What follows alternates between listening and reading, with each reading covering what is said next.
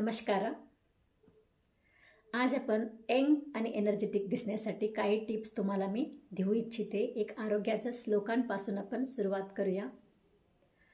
समधोष समग्निश्य समधातु मलक्रिया प्रसन्नेंद्रिय आत्मस्वस्थ इत्याभिधीयते.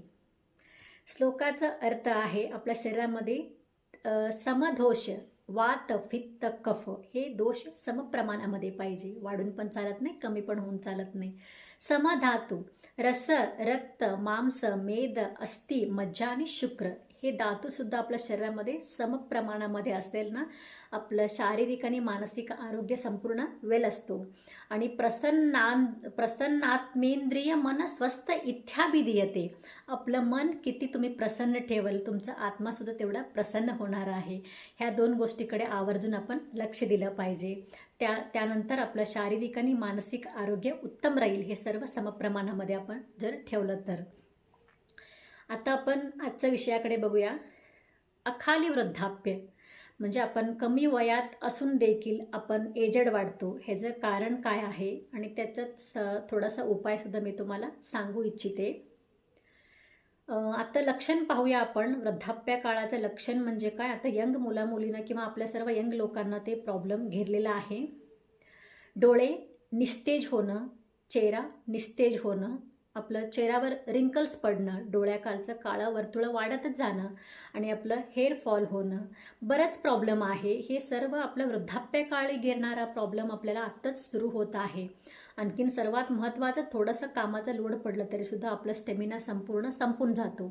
थोडं जास्त काम केलं ना आपण, त्या दिवशी आपल्याला खूप थकवा येतो. हे सुद्धा वृद्धाप्यकाळाचं लक्षण आहे. हे लांब ठेवणं किंवा टाळण्यासाठी काही उपाय मी तुम्हाला सांगू इच्छिते. पहिल्यांदा पाहूया कारण काय आहे असं होण्यासाठी. फर्स्ट पॉईंट मी आवर्जून सांगू इच्छिते. आपलं आत्ताच्या घडीला आपण चुकीचं लाईफस्टाईल स्वीकार करत आहे, बरोबर. जे चुकीचं लाईफस्टाईलमध्ये काय आलं, आपण अखाली म्हणजे कधीही आपण झोपतो, कधीही उठतो, कधीही आपण जेवण इंटेक करतो. हे सर्व रॉंग आहे. हे चुकीचं पद्धती आपण काय करत चाललेलं आहे, आत्मसात करत चाललेलं आहे. फर्स्ट आपण जेवढं आपण लवकर झोपल ना, तेवढं आपण खूप लवकर उठू शकतो. जितकं तुम्ही पहाटे उठल ना, तुमचं मन खूप स्वस्थ आणि एक शांत राहतो. आपलं मनाच्या आरोग्यासाठी सकाळचं वातावरण खूप मस्त आहे. आणि आपलं एक जेवणाचं टायमिंगसुद्धा व्यवस्थित असणं तेवढंच महत्त्वाचं आहे. आपण जे जेवण इंटेक करतो त्याच्यामध्ये पौष्टिक अंश असणं पण महत्त्वाचं आहे. आणि अल्पोपहारी दीर्घायुषी असं आयुर्वेदामध्ये म्हटलेलं आहे. जितकं तुम्ही हित आणि मित आहार घेता तेवढं तुमचं आयुष्य लांबणार आहे. कारण आपण जे आवडता वस्तू म्हणून बरंच आपण इंटेक करतो. खूप खाल्ल्यामुळे काय होते, आपल्या शरीरामध्ये डायजेस्टिव्ह सिस्टम पूर्णपणे बिघडतो. त्याच्यावर लोड पडल्यामुळेच आपल्याला अपचन व्हायला लागतो. हे सर्व प्रॉब्लेमला आपण फेस करायचं पाळी येते. त्यासाठी अल्पोपहार आणि प्रोटीनयुक्त आहार खाणं खूप महत्त्वाचं आहे. आणखीन महत्त्वाचं गोष्ट मी सांगू इच्छिते. आपलं मन जितकं व्यवस्थित आणि मन जेवढं हेल्दी असेल तेवढं तुमचं दीर्घायुष्य तरी होणार आहे. तेवढं तुम्ही यंग आणि एनर्जेटिक दिसण्यासाठी 70% तुमचं मनाचं आरोग्य खूप महत्त्वाचं आहे. मनाच्या आरोग्यामध्ये काय आलं, ईर्ष्या द्वेष मत्सर जलसी हे सर्व व्याधी आहे. मनाला जडलेला व्याधी. शरीराला कसं व्याधी जडते तसं मनाला पण जडलेला व्याधी आहे. आत्ताचं घडीला हे व्याधी सर्वांना खूप वाढत चाललेलं आहे. त्यासाठी तुमचं मन प्रसन्न ठेवा, हेल्पिंग नेचर ठेवा. दुसऱ्यांचा एक संतोष किंवा दुसऱ्यांचा आनंदामध्ये सुद्धा आपण सुद्धा सामील होणं तेवढंच महत्त्वाचं आहे. आपलं मन जितकं ब्रॉड करेल ना, तेवढं आपलं मनाचं आरोग्य व्यवस्थित राहणार आहे.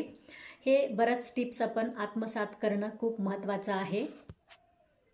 आणि पहाटे उठल्यानंतर काय करायचं हे थोडंसं टिप्स तुम्हाला देऊ इच्छिते. ज्यावेळी तुम्ही लवकर झोपताय त्यावेळी लवकर तुम्हाला जाग येते. प्रसन्न मनाने आपल्याला उठायचं आहे आपल्या आरोग्यासाठी. उठल्यानंतर एक ग्लासभर कोमट पाणी पिऊन तुमचं दैनंदिन कामकाज आवरून तुम्ही स्वतःसाठी वेळ द्या. ज्यांना पॉसिबल आहे त्याने 1 तास द्या. ज्यांना वेळ नाही आहे त्याने अर्धा ताससुद्धा देऊ शकता.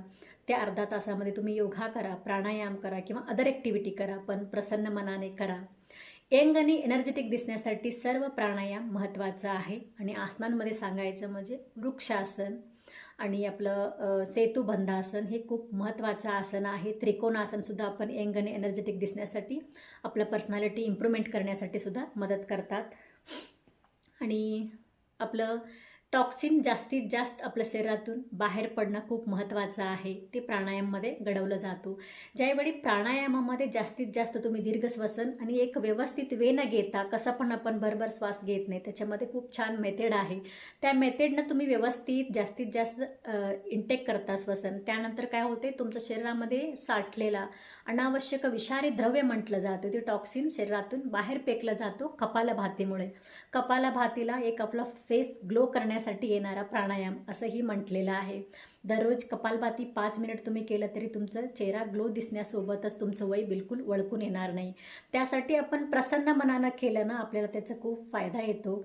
आणि कुठलाही गोष्ट आपण मन लावून केलं ना, आपल्याला जास्तीत जास्त त्याचा इफेक्ट होतो. तुम्ही सर्वजण तुमच्यासाठी वेळ द्याल असं मी इच्छा व्यक्त करते. धन्यवाद.